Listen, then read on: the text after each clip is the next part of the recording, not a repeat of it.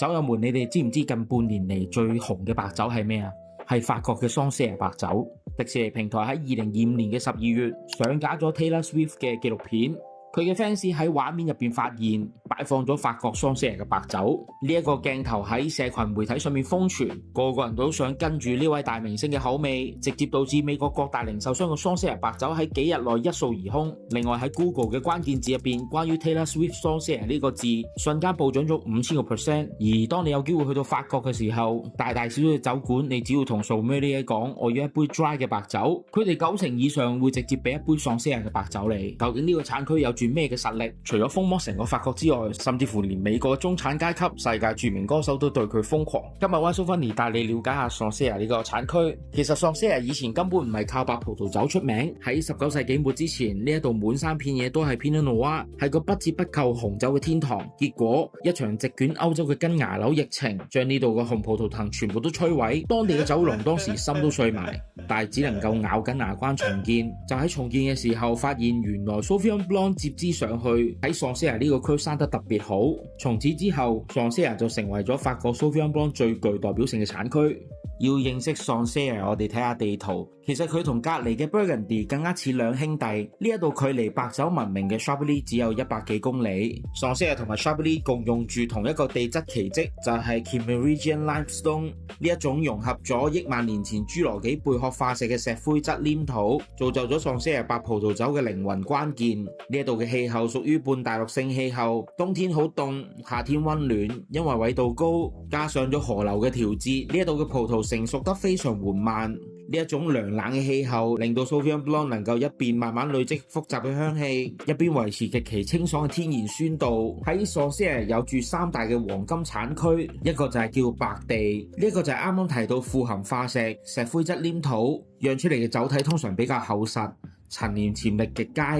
另外一種就係小石地，顧名思義就係好多碎石，排水極佳，釀出嚟嘅酒香氣奔放，優雅易飲。水石地就最神奇，呢一種含有碎石嘅土壤，呢一種碎石喺互相摩擦嘅時候會擦出火花，佢賦予咗葡萄酒一種獨特帶有煙燻感嘅火石味。就係呢種獨特嘅微氣候同風土，奠定咗桑葚全球 Sauvignon Blanc 嘅王者地位。我只要飲白酒嘅朋友都好中意紐西蘭嘅 Sauvignon Blanc， 我哋就攞桑葚同埋紐西蘭嘅 Marlborough 地區去比較，到底有咩分別？其實兩種嘅風格完全唔同。紐西蘭嘅Sauvignon Blanc 通常帶有百香果、番石榴、葡萄柚，仲有嗰種青草、青椒嘅香氣，酸度高，果香爆炸。簡單用2個字形容就係奔放。相反，桑葚嘅 Sauvignon Blanc 就較為優雅，帶有青蘋果、檸檬、白花嘅香氣。佢嘅香氣係慢慢滲出嚟，有一股類似濕石頭、礦物、微微煙燻嘅碎石氣息，入口乾淨利落，結構極其精緻。難怪 Taylor Swift 都對佢鍾情。除咗 Sauvignon Blanc， 其實產區入邊嘅 Pinot Noir 亦都不容忽視，非常之有潛力。喺桑葚係高達80% 到90% 嘅土地都種咗 Sauvignon Blanc，Pinot Noir 只係佔10至到20%。所以因為桑葚嘅 Pinot Noir 產量稀少，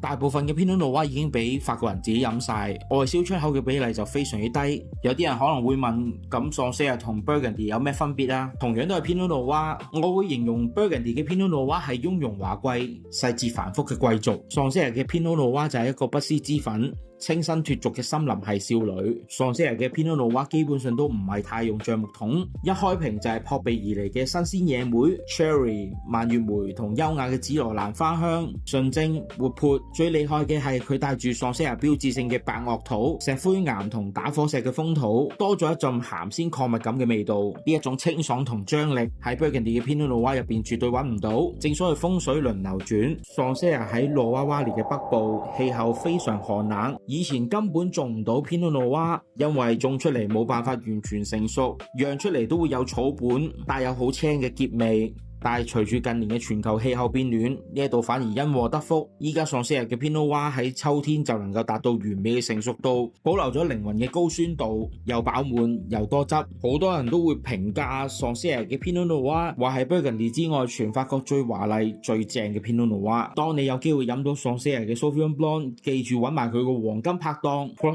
de Chavannes， 係一種山羊嘅芝士。呢一種芝士同桑葚嘅 Sauvignon Blanc 係完美嘅配搭，有住濃郁嘅堅堅果同山羊嘅乳香，配上桑西亞白酒嘅高酸，兩者簡直係完美嘅配搭。不過不得不提 Croton 呢個名本身就係指羊屎咁解，因為呢一種手工山羊芝士隨住陳年嘅時間變長，體積就會變細，顏色就會變得越灰，時間越耐睇起上嚟就似一粒乾咗嘅羊屎。下次有機會嘅話，試下揾下桑西亞嘅白酒嚟飲啊！唔知你中唔中意今期冷知識呢？歡迎喺下面留言話俾我哋聽。我哋係 What's So Funny，下次見，拜拜。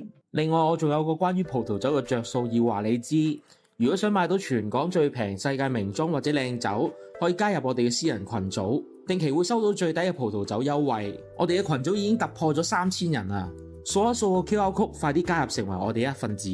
我哋係 Why So Funny，記得訂閱、讚好同埋 subscribe 我哋嘅頻道。下次見，拜拜。